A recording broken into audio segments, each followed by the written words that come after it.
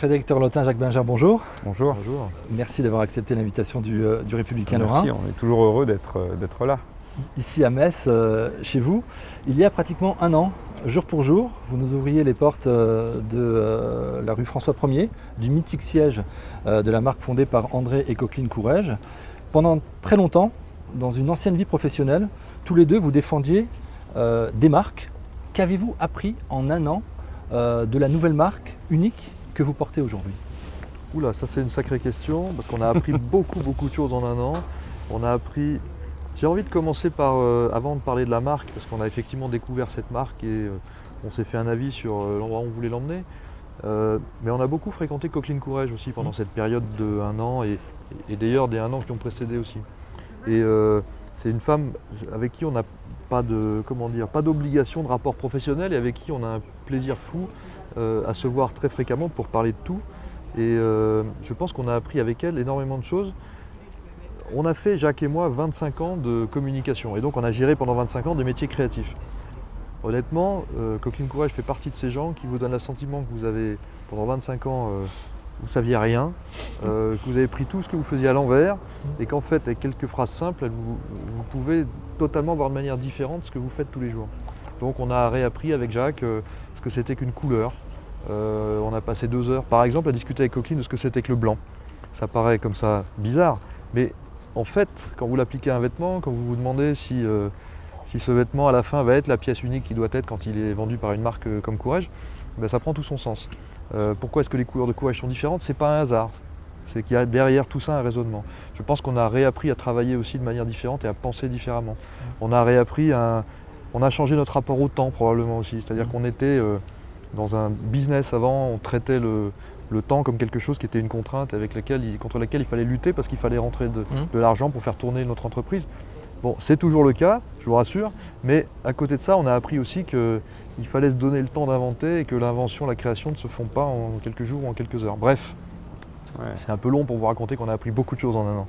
Jacques ? On a réappris une forme d'exigence aussi, c'est-à-dire que ce qui est très intéressant, c'est qu'en passant de l'autre côté du miroir, on a réappris ce qu'on connaissait un peu à travers justement nos vies précédentes et nos clients, les contraintes de la production, les enjeux des choix tous les jours, chaque minute qui implique un chemin qui vous emmène beaucoup plus loin. Donc la nécessité de l'exigence, la nécessité du sens du détail sur chaque acte de management, sur chaque acte de décision.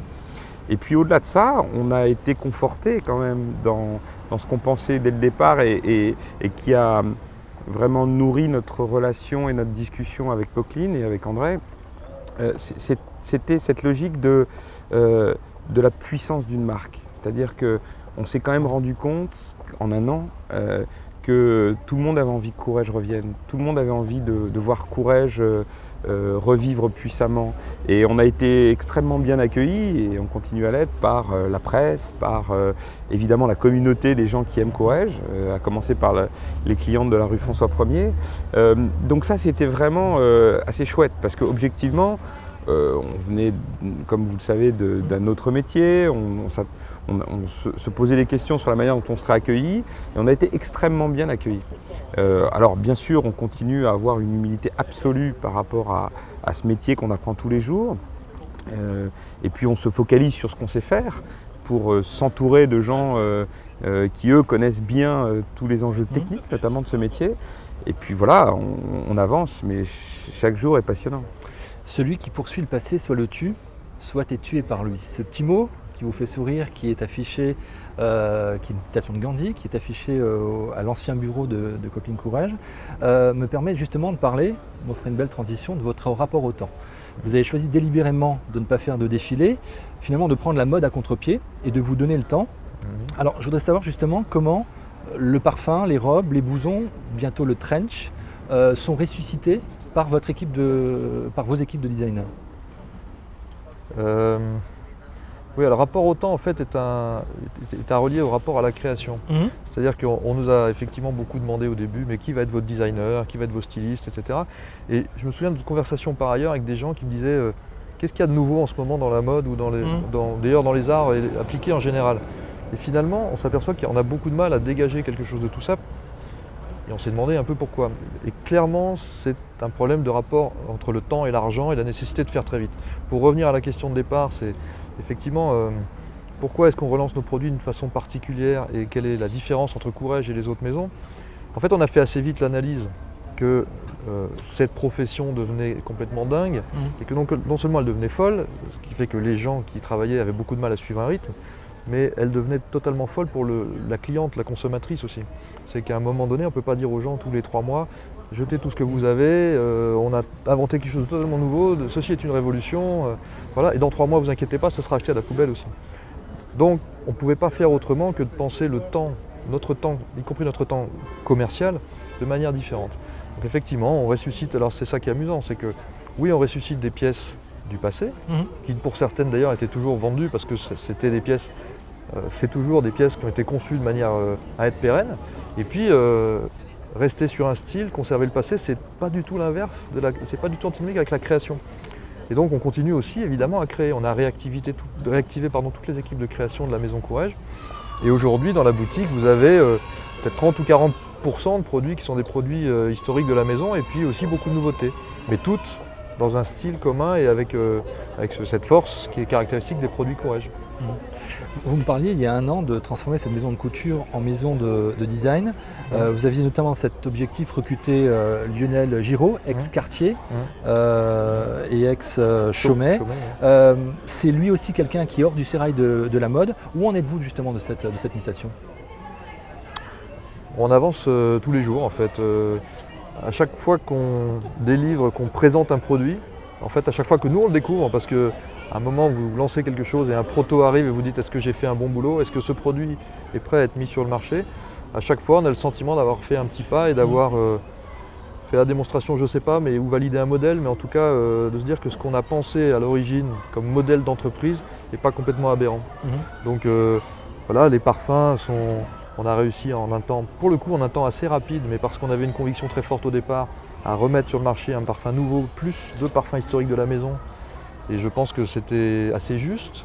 On a toute une collection de maroquinerie issue du passé, retravaillée très légèrement, mais simplement pour la remettre dans le temps présent, en fait, tout simplement, mais qui va arriver là. C'est quoi ce delta justement? Ce qui fait le petit détail que vous changez par rapport au produit de départ pour le rendre moderne, alors, parce que Courrèges est déjà moderne. Parfois, c'est rien du tout. Oui. Et pardon, juste, je te passe la parole après, mais et parfois un détail qui est simplement lié au fait que le corps des femmes a changé, tout simplement. Prenez une pièce des années 60, le corps des femmes aujourd'hui n'est pas le même qu'à l'époque, donc il faut faire un petit quelque chose. Mais c'est vrai que, on revient sur la logique de rapport au temps. C'est-à-dire que ces produits sont intemporels. Et la robe 100 qui se vendait en 70, en 80, en 90, se vend toujours aujourd'hui. Alors elle a un peu bougé, et d'ailleurs Coqueline et André ont fait bouger en permanence leurs vêtements au gré des ajustements du moment, du corps des femmes, de la fonctionnalité. On n'a plus le même rapport aux soirées ou au travail qu'il y a 20 ou 30 ans. Ce qui était libérateur pour la femme dans les années 60-70 ne l'est plus aujourd'hui. Donc il y a des choses qui ont changé et ce rapport-là est évidemment important. Ce qui est sûr, c'est que, et ce qui nous fascine tous les jours, c'est que les vêtements qui ont été conçus par André et Coqueline sont d'une justesse incroyable. Encore une fois, on l'a souvent dit, mais c'est des vêtements qui habillent toujours les femmes de manière merveilleuse. Et ça, c'est une force de la maison. C'est ce qui permet, pour revenir à ce que disait Fred tout à l'heure, c'est ce qui nous permet de nous affranchir de certaines fourches codines de l'industrie, que je comprends très bien. Et moi, j'ai un énorme respect pour tout ce que fait aujourd'hui l'Avenue Montaigne. Honnêtement, il y a un travail de création incroyable. Mais par contre, il n'y a plus de grande révolution. La dernière grande révolution de la mode, c'est Courrèges. Et tout le monde s'accorde à le reconnaître. Le pantalon, la mini-jupe. C'est vrai que ce travail-là, de rupture, il est beaucoup plus difficile aujourd'hui parce qu'il y a cette course-poursuite. Cette course évidemment au rendement, mais cette course aussi à ces 4 collections par an et un système et une industrie qui est prise au piège de sa propre vitesse. Donc, je ne sais pas si on y arrivera, parce qu'il faut beaucoup d'humilité par rapport à ce qui est en train de se passer autour de nous. Et on verra bien dans 5 ou 10 ans si on a eu raison de suivre ce chemin-là. Mais c'est vrai que ça nous semble un chemin naturel, qui est le chemin qui est à la fois dans la génétique de la maison, et qui est complètement en phase avec ce qu'on pense nous et ce qu'on est nous. C'est-à-dire essayer d'inventer une route qui est une route qui est le plus proche possible, pour revenir à ce qu'on disait tout à l'heure, de ce qu'est la marque. Son intemporalité, sa justesse, son universalité, et puis derrière, évidemment faire du business, c'est-à-dire vendre. C'est vrai que la boutique de la rue François 1er a vu son chiffre d'affaires progresser énormément. C'est vrai qu'on réouvre un certain nombre de points de vente dans le monde aujourd'hui, puisque Coqueline, comme vous le savez, avait décidé de refermer pour la conserver pure, la maison. C'est vrai qu'aujourd'hui, on est vachement content de voir qu'Empreinte retrouve ses clientes, retrouve celles qui l'ont aimé, que Haute Courrèges marche très fort, et que Blanc, et croyez-moi, c'était un pari, on était vraiment tendus, parce que quelle audace de recréer quelque chose qui s'appelle Courrèges. C'est compliqué, c'est un pari difficile. Recréer Blanc a été pour nous un travail incroyable, et c'est vrai qu'avec nos partenaires, on a réussi très vite à trouver un jus qui est juste, et c'est vrai que là, on a la chance que ça se passe très bien, donc c'est chouette. Alors justement, qui est la femme, la cliente Courrèges? Est-ce qu'elle vit forcément en Asie? Est-ce qu'on peut brosser son portrait? Non, elle vit à Metz d'abord, parce que il faut savoir qu'on a ouvert un corner, le premier en dehors de Paris en France, au printemps de Metz. On va en ouvrir un bientôt à Paris, aux Galeries Lafayette, et ça marche très bien. Les Messines ont répondu présent, donc ça nous a fait plaisir, bien qu'on soit jamais prophète en son pays. En réalité, ce qui est génial, c'est que Courrèges parle à toutes les femmes. On voit dans notre boutique, parce que c'est un bon laboratoire, c'est la seule boutique qu'on ait au monde pour l'instant, en propre, mais c'est un excellent laboratoire. Donc on voit des filles de 20 ans qui viennent acheter un petit blouson vinyle avec leur mère. Alors elles n'ont pas toujours les moyens de le faire seules, mais bon, on essaye de créer aussi des produits qui soient plus accessibles pour elles, autant que des femmes de 30, 40, 50 ans, 60 ans, et c'est ça qui est assez génial. On vient d'ouvrir une boutique qui s'appelle la boutique Millésime. Nous, Millésime, c'est une manière de raconter l'histoire de Courrèges à travers ses vêtements. C'est vrai qu'aujourd'hui, on pense, nous, qu'une robe 100 qui a été vendue en 72, ou une robe 100 qui a été vendue en 93, elle a une modernité, et on veut la vivre comme un bon vin. On ne se pose pas de question de savoir si un vin de 78 est un vintage ou pas un vintage. Et ben, les vêtements, c'est pareil. En tout cas, les vêtements Courrèges, c'est pareil. Donc on a ouvert cette boutique Millésime qui propose à ses clientes de retrouver des vêtements, puisqu'on n'a jamais fait de solde dans cette maison, des vêtements qui ont appartenu à des collections de 90, de 80, de 70, des collections récentes, et de manière à ce qu'elles puissent y avoir accès. Et on voit bien rentrer dans la boutique des filles, des femmes de tous âges, et ça c'est sympa. Asiatiques, américaines du Sud, américaines et Messines. Alors, Messines, la rue François 1er, il y a également des projets de boutiques en propre, d'ouverture. Quelle est votre stratégie sur ce terrain-là? Il y a plusieurs phases en fait. On est pour l'instant en pleine reconstruction d'une distribution à travers des points de vente multimarques, donc grands magasins, magasins spécialisés. Et on a, l'air de rien, c'est vrai que vous le disiez, ça fait 1 an, c'est pas très long, mais on a rouvert 60-70 points de vente à travers le monde. Ce qui est très intéressant comme laboratoire. On voit bien les pays sur lesquels la marque réagit bien, ceux sur lesquels il y a un travail d'éducation à faire. Je pense à la Chine en particulier, où la marque dans les années 70-80 n'était pas présente. Donc là, il y a un vrai boulot à faire. Et ça nous donne des pistes effectivement pour derrière commencer à ouvrir des boutiques en propre. On est en train de travailler dessus. Il est assez probable qu'on démarre par les États-Unis et qu'on aille assez vite en ouvrir une en Asie. Mais ça, c'est du travail en cours. Alors revenons quelques instants à votre rapport au temps. Vous avez pris le temps, encore une fois, de lancer votre site internet. Je veux savoir quelle part prend internet aujourd'hui dans votre business? C'est une boutique. Aujourd'hui, on a eu là aussi la chance de bénéficier du savoir-faire et j'allais dire de toute l'expérience de nos amis de vente privée, non pas sur le modèle économique, mais sur la technologie et la compréhension du rapport au digital et à des communautés, au CRM. Donc ça nous a fait gagner un temps précieux. et nous a donné une puissance aussi. Et aujourd'hui, on est vraiment super content parce que c'est pour nous une boutique. Donc ça n'a pas les mêmes coûts que l'acquisition d'une boutique en propre. Et par contre, c'est une fantastique plateforme aussi de test. On teste beaucoup de choses. Rappelez-vous que comme on est dans une stratégie, nous, de produits, et pas vraiment de collection. Bien sûr qu'on a des collections qui correspondent aux saisons, mais on est avant tout dans une stratégie de produit. C'est très très important de pouvoir parler directement à nos consommatrices, à nos clientes, aux femmes qui aiment Courrèges. Et l'Internet est un moyen extraordinaire. Alors on l'a abordé de manière un peu particulière parce que pour l'instant, là aussi, comme on est tout petit, on a les moyens d'un rapport extrêmement proche avec nos clients. Donc on appelle systématiquement les gens qui nous consultent sur le site, on les appelle pour savoir si elles sont satisfaites de leurs achats et on crée comme ça une relation qui est très particulière et c'est très Courrèges ça. Il y a, pour finir sur le digital, ce qui est intéressant et qu'on a découvert aussi, c'est qu'il y a un lien mais absolument direct et immédiat entre l'ouverture d'un site internet et la progression du business de la boutique en dur. En fait, c'est les mêmes gens, c'est les mêmes clientes et simplement le site internet est aussi tout bêtement un moyen d'information et de préparation d'un acte d'achat. Donc c'est très important aussi pour notre business dans notre boutique rue François 1er.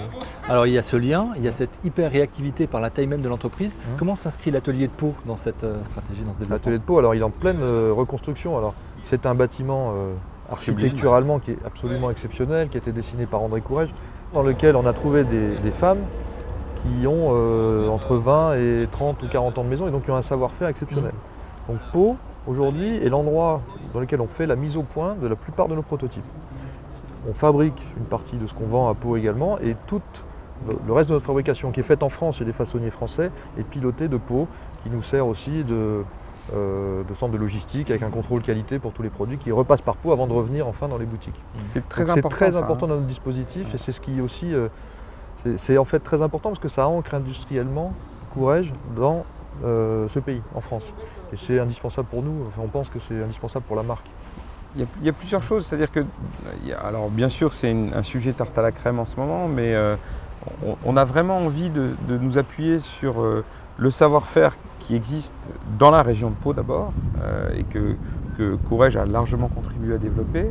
Et puis c'est vrai qu'en France on a un vrai savoir-faire dans ce domaine du luxe, parce que on a, nous, alors, une approche du luxe qui est vraiment centrée sur la qualité des produits. C'est vrai que la force de Courrèges a toujours été la qualité d'exécution, la qualité des tissus, la pérennité des produits. Et c'est vrai qu'aujourd'hui, un pull Courrèges, on a encore des gens qui viennent à la boutique nous dire « mais moi j'ai mon pull Courrèges que j'ai acheté il y a 20 ans et il ne bouge pas, je me passe à la machine ». Ça, c'est la force de Courrèges. Donc c'est une proximité, une simplicité dans l'utilisation, dans la manière d'être du produit, mais en même temps, c'est ça que j'appelle le luxe, une grande qualité d'exécution et une grande qualité de durée et de rapport au temps justement. Donc ça c'est grâce à Pau. Je pense que c'est vrai qu'aujourd'hui on a la chance, alors c'est pas simple, mais on a la chance de pouvoir fabriquer en France et on veut s'y accrocher. Ouais. Plus globalement, comment se situe la société aujourd'hui dans votre plan de marge, dans vos prévisions? Je pense qu'on est exactement à l'endroit où on pensait être il y a un an ou deux. Dans un premier temps, nos ambitions sont, dans un premier temps et d'ailleurs toute cette phase de relancement, notre plan il n'est pas financier. La finance est un moyen au service du reste. Donc il y a des étapes par lesquelles on doit passer en termes de chiffre d'affaires, de profit, etc. Il n'y a pas de problème avec ça, on suit notre plan de marche. Mais par ailleurs, ce qui est beaucoup plus important pour nous, c'est qu'on suit notre plan de marche sur le produit et sur la remise au point et la reconstitution d'un assortiment et d'un système Courrèges. Donc on est là où on pensait être. Voilà. Mais il y a encore beaucoup d'étapes. Donc encore une fois, avec humilité, on avance un peu tous les jours. Et, voilà. Mais on est très content, on peut se dire ça. On est content de ce qu'on a fait sur cette année. Mais c'est pas une posture. Hein. On est vraiment. On a conscience à la fois d'être sur un projet sublime et un peu miraculeux. On a conscience aussi d'être les héritiers moraux d'un patrimoine qu'on nous a transmis et qu'on continue à nous transmettre. Et on parlait tout à l'heure de Coqueline, tous les jours elle nous transmet l'intangible. Elle disait souvent on vous transmet l'intangible, l'intransmissible, hein, la pensée, le raisonnement. Donc c'est tous les jours, ça c'est un travail de tous les jours. On sait bien que la tâche est énorme parce qu'aujourd'hui il y a encore un décalage entre la taille réelle économique de l'entreprise et la fantastique notoriété, la puissance de la marque. Mais on avance. Alors c'est vrai que c'est passionnant, c'est vrai que par moments c'est frustrant aussi parce qu'on voudrait aller plus vite et que la nécessité de faire les choses, comme je le disais tout à l'heure, avec exigence, précision et d'être en phase avec notre plan de marche et notre stratégie. Mais c'est vrai que c'est assez génial parce qu'on sent que ça bouge. On sent que les lignes bougent.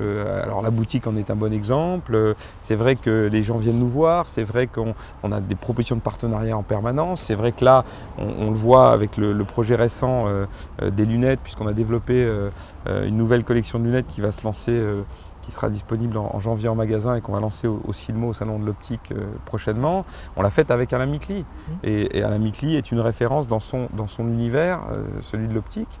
Et il a été tout de suite enthousiaste à l'idée de collaborer avec l'atelier de design André Courrèges. Les parfums, c'est un autre exemple, et tout à l'avenant. Donc ça, c'est vraiment chouette. Et c'est vrai qu'on espère continuer à attirer les talents, donner envie à des gens de venir nous rejoindre, venir travailler avec nous et donner envie aux gens de porter Courrèges et remettre de plus en plus Courrèges dans la rue. Attirer les talents, c'est peut-être comme ça aussi que l'idée du bar à Chignon est arrivée et qui va continuer, je crois d'ailleurs. Oui. C'est plus anecdotique, disons. Ouais. Le bar à Chignon, c'est très sympa, en fait. Mais ça fait partie des choses qu'on aime faire. On aime avoir une boutique qui vit et dans laquelle il se passe des choses. Ouais. Et souvent, nos histoires se construisent sur des rencontres. Ouais. Voilà, et des amitiés. Et des amitiés. On a rencontré Christophe Nicolabio, qui est un coiffeur exceptionnel, au passage. C'est une star. C'est un des grands de la coiffure dans française. Son domaine. Et on trouvait ça assez frais, cette idée parce qu'il a été gratuit pendant longtemps, ce bar à Chignon, et d'avoir des gens qui viennent rue François 1er le jeudi soir ou le mercredi soir et qui se font coiffer en 10 minutes ou un quart d'heure avant de sortir. Mais au-delà de l'anecdote, c'est intéressant parce que ce que disait Fred, il y a plusieurs choses. Un, on se rend compte, et nous, ça nous va bien, qu'on rassemble des gens qui aiment la marque. Christophe Nicolabio, il connaissait Courrèges à l'époque d'André Coqueline et il adorait cette marque. Donc c'est important pour nous de travailler avec des gens qui aiment cette marque, qui la comprennent, qui croient à ses postulats et à sa vision. Et ça, c'est une chose qui est très importante. Et au-delà de ça, ce que ça raconte, ce bar à Chignon, certes de manière un peu tautologique, mais ça raconte un certain rapport très simple et très proche avec les femmes. Et ça nous allait bien d'être aussi un lieu où on rend service aux femmes. Hein, comment on leur permet de se mettre en beauté en sortant du boulot et en allant à un cocktail ou à une soirée l'espace de quelques instants. Et ça raconte bien l'esprit aussi de la boutique, de la rue François 1er, et derrière ça, l'esprit de la marque. La prochaine nouveauté, c'est le trench que vous allez sortir. C'est des nouveautés produits, il y en a plein. Hein. Le trench est une nouveauté parmi beaucoup qui est en boutique d'ailleurs depuis quelques jours. Toute la collection d'hiver qui est en boutique comprend aussi un certain nombre de nouveautés et que nous on adore, on trouve super évidemment, et qui sont surtout, ce qui nous intéresse, c'est que les gens nous disent, les gens qui l'ont vu nous ont dit, c'est totalement Courrèges. Donc ça c'est extrêmement important pour nous. Et puis la grande nouveauté, c'est les lunettes qu'on présente dans très peu de temps. Et puis la maroquinerie qui est déjà pour partir en boutique, mais qui revient avec encore plus de modèles à la fin de l'année. Enfin, la nouveauté, c'est un peu tous les jours chez Courrèges. Alors, c'est toujours la femme qui est en avant. Les lunettes, ça peut être pour hommes et femmes pour le coup. Est-ce qu'il y a dans l'idée... alors pas sur le sport, d'après ce que j'ai déjà lu, mais en tout cas, est-ce qu'il y a quelque chose autour des hommes qui pourrait exister? La maroquinerie, les sacs peuvent déjà être... Alors il y aura des sacs, il y a des sacs qui vont arriver qui sont des sacs extrêmement masculins. Qu'on porte nous et qu'on teste, parce que ça pour le coup, pour une fois on peut tester les produits, c'est quand même assez agréable. Mon ami Jacques est en train de porter un blouson qui est absolument magnifique et qui est un blouson de la maison, qui pour l'instant n'a été fait qu'un exemplaire, c'est-à-dire pour lui. Mais on est convaincu, Courrèges a eu une histoire dans l'homme et a fait des choses vraiment formidables dans l'homme. n'est plus présent dans l'homme depuis une quinzaine d'années, je pense. Et pour le coup, en tant que consommateur, autant qu'en tant que patron de cette maison, nous on est convaincus du potentiel du marché masculin. Donc d'ici 1 an, normalement, on aura une collection homme à présenter. D'accord. Vous vous connaissez depuis très longtemps, vous avez étudié ensemble. Moi, je voulais savoir quel est votre quotidien et comment vous vous organisez, vous, aujourd'hui, tous les deux, à la tête de Courrèges. Quel est notre quotidien? C'est très varié, hein. C'est probablement. On avait une inquiétude quand on est passé de la publicité, qui par définition est un métier extrêmement varié, puisque vous passez d'un client du luxe à une marque d'alcool, à une marque de jeux dans la même journée. Donc on avait peur d'être dans un métier qui était beaucoup plus serré. Et bizarrement, pas du tout. On fait beaucoup de choses encore plus variées aujourd'hui. Donc notre quotidien, il est à la fois de manager, de driver des créatifs, de construire une distribution, de gérer l'argent, enfin comme tous les patrons de toutes les PME. Et puis notre quotidien à deux, il est de partager beaucoup de temps avec Jacques et Jacques avec moi, parce que c'est sans doute une de nos grandes forces, c'est-à-dire qu'à deux, on est probablement un peu meilleur et surtout on décide très vite. Quand vous êtes sur un métier que vous ne connaissez pas totalement, seul vous avez des doutes sur beaucoup de choses. À deux, en tout cas tous les deux, on a une telle confiance l'un dans l'autre que quand l'autre est convaincu de quelque chose et que soi-même on en est convaincu aussi, on est sûr qu'on peut y aller et foncer. Donc on décide à deux très vite. Et donc notre quotidien, c'est de passer en ce moment vraiment beaucoup de temps ensemble. Et oui, passer notre temps à essayer de décider. On passe aussi beaucoup de temps, on en parlait tout à l'heure avec Coqueline, à échanger, à jouer au ping-pong avec elle. Et c'est toujours passionnant. On sort toujours d'une conversation avec elle en se disant qu'on s'est enrichi, on s'est nourri, on a compris des trucs. Et puis au-delà de ça, c'est vrai qu'on a gardé quelques terrains de jeu parce que on a toujours été éclectique. C'est vrai que Courrèges, vous parliez du sport, c'est le sport. Alors pour l'instant, effectivement, la marque n'est pas spécifiquement dans le sport, mais nous on y est un peu. On continue à être proche d'autres terrains de jeu. Je pense à l'Evian Masters qui va se transformer en Major. Je pense à le Moselle Open qui est aussi un événement exceptionnel. Et puis dans le foot. Enfin bon, donc on continue à s'amuser. Enfin, c'est vraiment le sujet d'ailleurs. On a toujours cherché, nous, c'est souvent une tarte à la crème. Hein, les gens disent il faut s'amuser dans la vie, c'est pas toujours facile. C'est parfois dur, le quotidien de l'entrepreneuriat, mais c'est vrai qu'on a chaque matin plaisir à se retrouver et on a toujours le sentiment de s'amuser. Allez, petit flashback pour terminer. L'édito s'appelait Marque à l'ombre. C'est par là qu'a commencé toute cette histoire. Ouais. Il est paru dans le Figaro Madame. C'est par là que Coqueline a voulu vous rencontrer. C'est par là qu'elle a été conquise. Je voulais savoir si 1 an après, maintenant que vous êtes dans la mode, puisque quand à l'époque vous l'écrivez, vous êtes à l'extérieur de la mode, est-ce que 1 an après, maintenant que vous êtes dans ce milieu-là, est-ce que vous changeriez un mot à ce que vous avez écrit à l'époque? Alors d'abord, je pense qu'on ne changerait pas un mot de ce qu'on a écrit à l'époque dans cet article qui s'appelait Marque à l'ombre. On est super fiers d'être rentré dans cet univers.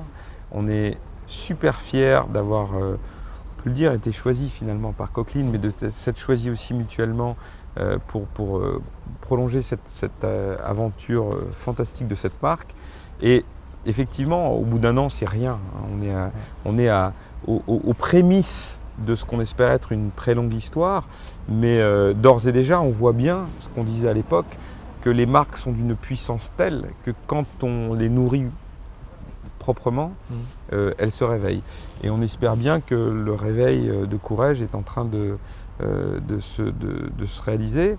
On voit bien en tout cas que la marque a une puissance incroyable grâce à André Coqueline, grâce à 50 ans de travail, et que on voit bien comment petit à petit les braises s'activent et comment cette marque est en train de revivre.